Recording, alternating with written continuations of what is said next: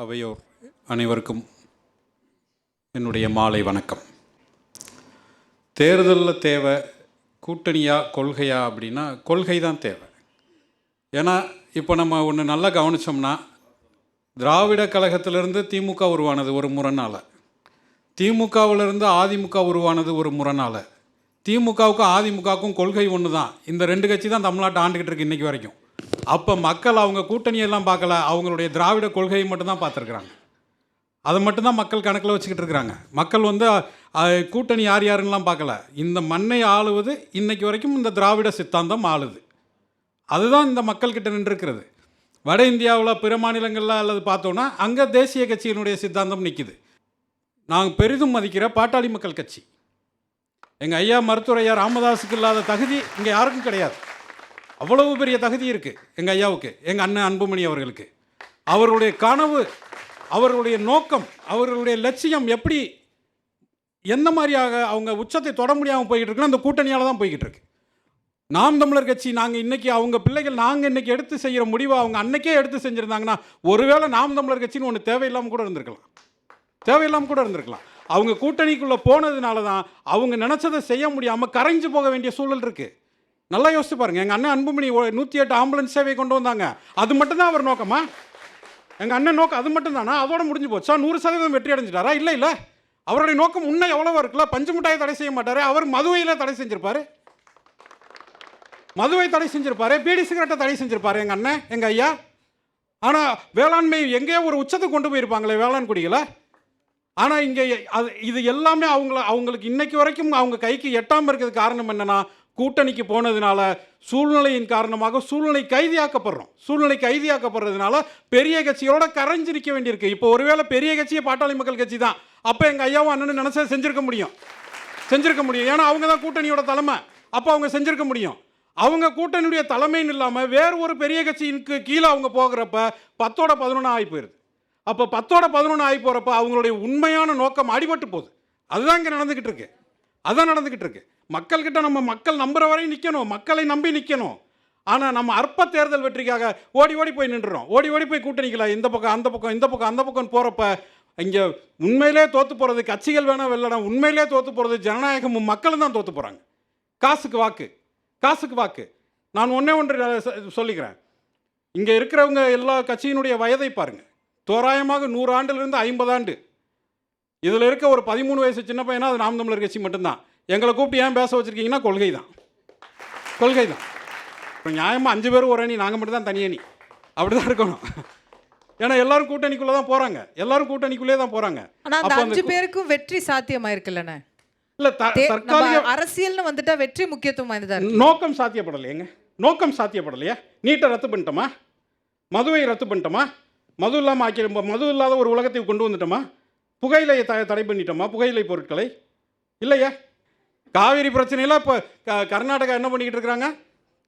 மேகதாட்டு அணையை அவங்க காவிரி மேலாண்மை வாரியத்தில் முன்வைக்கிறாங்க. அதை அந்த மேலாண்மை வாரிய தலைவர் மத்திய நீர்வளத்துறைக்கு அதை அனுப்ப சொல்கிறாரு.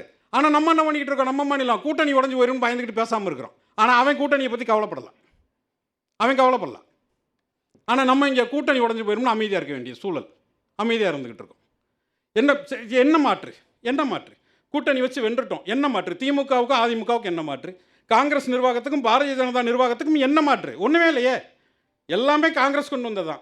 நீட்டு, ஜிஎஸ்டி, என்ஐஏ, என்ஆர்சி, சிஏஏ எல்லாமே காங்கிரஸ் கொண்டு வந்தது தான். அதையும் பாரதிய ஜனதா அரசு செயல்படுத்துது. பாரதிய ஜனதா அரசு பயணப்பட வேண்டிய பாதையை போட்டு கொடுத்ததே காங்கிரஸ் தானே. அப்போ நாங்கள் எப்படி பார்க்குறோம்னா, காங்கிரஸோட பி டீம் தான் பாரதிய ஜனதாவும் பார்க்க வேண்டியிருக்கு. அவங்க தான் பி டீம். ஆமாம், அப்படி தான் இருக்கு. ஏன்னா நிர்வாகமே அப்படி தானே போகுது. காங்கிரஸ் போட்டு வச்ச நிர்வாகம் அவங்க தெரியாமல் உங்களை சொல்லிட்டு இருக்காங்க.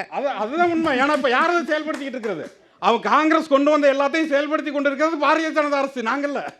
அவங்க தான் செயல்படுத்திக்கிட்டு இருக்கிறாங்க. அப்போ அதை தான் நம்ம பார்க்க வேண்டியிருக்கு. அதே மாதிரி பாருங்கள், திராவிட முன்னேற்ற கழகத்துக்கு அதிமுகவுக்கு என்ன மாற்று இருக்குது? ஒன்றும் கிடையாது. அப்போ திமுகவுடைய பி டீம் அதிமுக அப்படி தான் பார்க்க வேண்டியிருக்கு. ஏன்னா எந்த நிர்வாக மாற்றமும் இல்லை.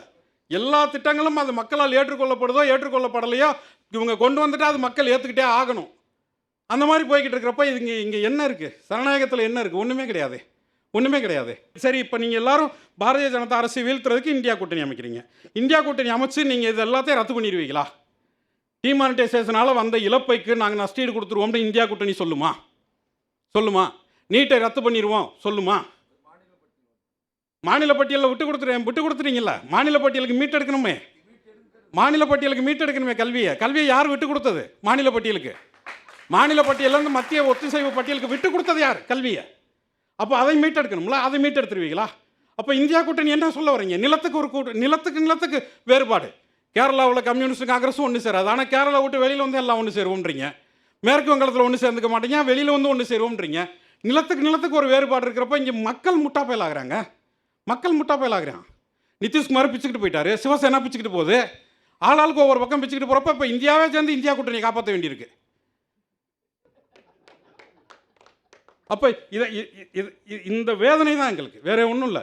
ஏன்னா நாங்கள் ஒரு விஷயம் நாங்கள் சரியாக சொல்லிக்கிறோம். நேற்று கூட பெருமதிப்பிற்குரிய பாரதிய ஜனதா கட்சியினுடைய ஐயா கேபிஆர் அவர்கள் சொன்னாங்க. நேற்று ஒரு பேட்டியில் பார்த்தேன்.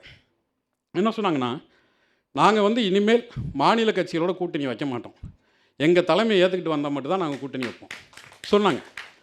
இதே போல் மாநில கட்சிகள் பூரா சொல்லிடுங்க, முடிஞ்சு போச்சு தேசிய கட்சிக்கு வேலை, முடிஞ்சு போச்சு. ஏன் சொல்ல மாட்டேங்கிறீங்க? தேசிய கட்சிகளை திருப்பி ஏன் சுமக்கிறீங்க? நீங்கள் காமராஜரை தோக்கடிச்சீங்க, காங்கிரஸை தோக்கடிக்கலையே. காங்கிரஸை தூக்கி சுமந்து கொண்டே இருக்கிறீங்களே இன்னைக்கு வரைக்கும்.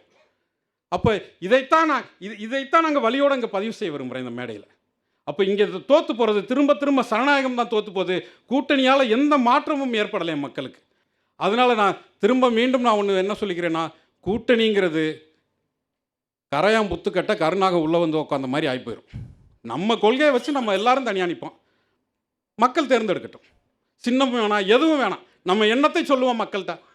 மேலை நாடுகளில் மாதிரி எண் போட்டுருவோம். எல்லாத்துக்கும் இப்போ கணினி மயமாக்குறீங்கல்ல, இன்னும் எதுக்கு சின்ன மொத்த சின்னத்தையும் தூக்கி விட்டுருங்க, எல்லாருக்கும் எண் கொடுங்க. நான் என் கொள்கையை சொல்கிறேன், அண்ணன் அவங்க கொள்கையை சொல்லிட்டேன், அண்ணன் அவங்க கொள்கையை சொல்லிட்டு எல்லாரும் அவங்கவுங்க கொள்கையை சொல்லுவோம்.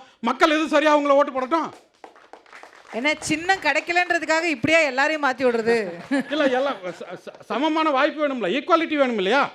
அது அங்கே மறுக்கப்படுதுல்ல. அப்போ அதை விட்டுட்டு நம்ம என்ன பண்ண முடியும்?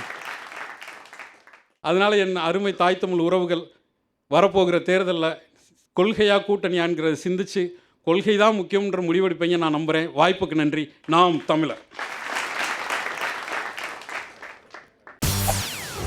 செய்திகளை உடனுக்குடன் தெரிந்து கொள்ள உடனே சப்ஸ்கிரைப் பண்ணுங்க.